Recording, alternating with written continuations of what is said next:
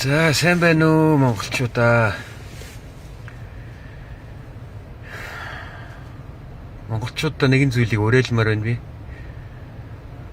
Залуу янз бүрийн зүйлд тутгалдаагүй сайхан залуусаа хамгаалдаг байгаарэ.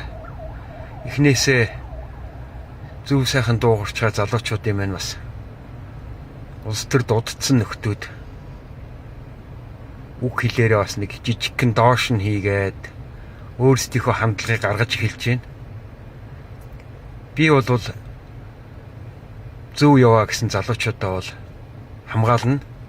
Хүсвэл тэмцсэн ч чадна гэж бодож байгаа. Залуучуудаа бид хамгаалаад тэднэрт урам зориг өгөөд итгэл үнэмшил төрүүлэх юм бол харин бид энэ нийгмийг бол өөрчлөн шүү.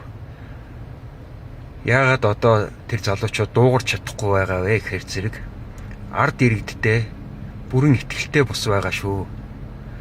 Бид нар тэднэрт итгэл төрүүлэх найдлагатай ард нь дасаалттай танкууд байгаа юм байна гэдэг сэтгэлд нь тэр нөлөөллийг үзүүлж чадах юм бол тэр залуучууд зүрхтэй зөрөгтэй, ухаантай, боловсралтай сайхан залуучууд байгаа шүү. Тийм учраас залуучуудаа юу гэж ч муу хэлж байсан, улс төр дудсан нөхдүүд тэднийг юу гэж харлуулах гэж оролдсон байсан өмнөөс нь хамгаалаад дуу хоолойгоо хүргэдэг байх тийм чадвартай байгаарай л гэж хэлмээр байна.